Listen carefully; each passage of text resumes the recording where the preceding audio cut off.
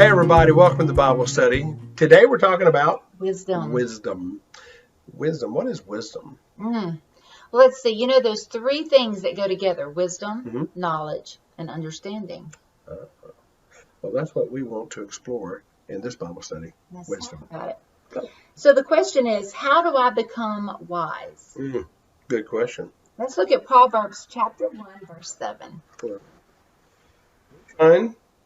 Proverbs 1:7. The fear of the Lord is the beginning of knowledge, but fools despise wisdom and instruction. Let's read a couple more. Well, Okay. right there, that's telling us basically how do we get wisdom? How do we become wise? Yes. It starts with the fear of the Lord. Fear of the Lord. The fear. And let me just say, fear, this is not a scared at night of a bump in the night. This is a reverent fear. This is a respect and awe, exactly, of God Almighty. That's Okay? exactly right. So let's go a little bit deeper into this. Let's look at Proverbs chapter 9 and verse 10. The fear of the Lord is the beginning of wisdom, and the knowledge of the Holy One is understanding. Wow. So now we're going from wisdom and adding in a little bit of understanding. So the wisdom, again, we're repeating the fear of the Lord. It's In other the words, starting point. You got to start somewhere. Right. And let's just say you're going on a trip, and you say, well, let's say we're going to Springfield, Missouri, for example, and we have to know where we are to get there. Right. So there's got to be a start point and an end point. So the starting point for wisdom for anyone is fear of the Lord.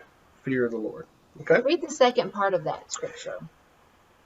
And the knowledge of the Holy One is understanding. Okay, so in that one, we didn't just cover wisdom, called knowledge and understanding. So knowledge. So how do we get to know God even more? How do we do that? What does that look like? Well, let's look at Proverbs chapter 15 and verse 33 before we get into finish answering that question. Proverbs 15:33 reads, the fear of the Lord is the instruction of wisdom, and before honor is humility. What does that tell us about then wisdom and understanding and knowledge? Well, I would think that what this scripture is just pronouncing to me emphatically is that I cannot gain this wisdom or instruction if I am haughty or if I'm arrogant or if I don't humble myself before God. Because right here it says that before honor is humility. So I must humble myself to come to an all-powerful, all-knowing God. That's exactly and say, right. Lord, I need this from you.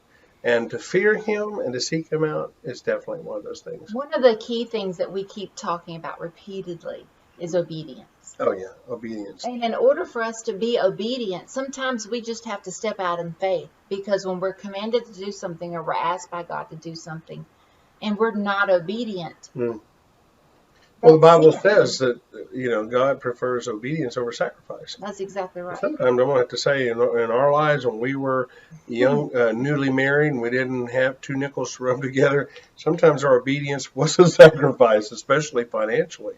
But we still obeyed the Lord and sought after That's that. true. But if we're looking at obedience, wisdom, fear, and we're humility, we're putting all of these together in one big bucket. Those are the descriptions I want people to say of me. I want people to say, well, she was obedient to God, or she feared God. I want them to say that she was wise. She was a woman of God. She had knowledge. The Lord, understanding of Scripture. Those are the kind of things that I want to be remembered for, more than, oh, she sang really pretty. I want it to be a relationship with God. Amen.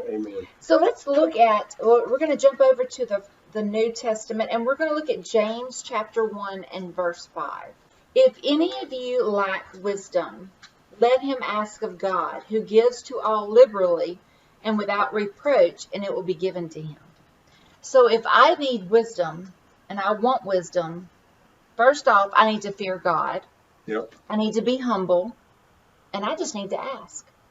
Yeah. So how do I get wisdom? Fear God. Be humble. That's your starting place. But along the journey, I need to be Yep. humble. I need to use humility or be humble. I don't know how else to say that. To have humility.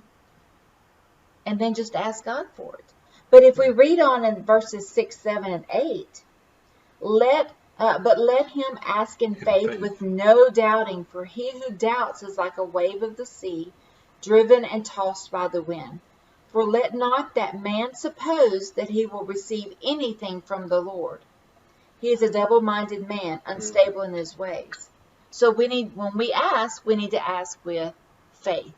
When we stand for God and we want to learn more wisdom, we need to stand with faith, with the fear of the Lord. All of these are going together. God wants us to exercise in faith. He wants us to grow in our faith. Mm-hmm. And so when we come to him, we're demonstrating an act of faith. That's exactly right. And so seeking him, fearing him, being humble before him, are all of the traits that we need as a Christian today. In fact, if you think about this world, if you turn the television on and the news, a lot of times we see people so wrapped up in themselves and so arrogant or so irate, or it's about me.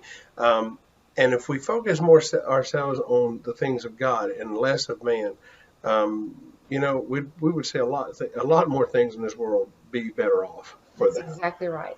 Let's finish up this lesson with Proverbs chapter 4, verses 5 through 8. I love this scripture because it tells us so much. Get wisdom, get insight. Get it. Get it. Get it. And do not forget. Do not turn away from the words of my mouth. Do not forsake her. Now, this is talking about wisdom. Yep. And she will keep you. Wisdom will preserve you, as my Bible says. Love her, and she will guard you. The beginning of wisdom is this. Get wisdom, and whatever you get insight. Prize her highly, and she will exalt you. She will honor you if you embrace her.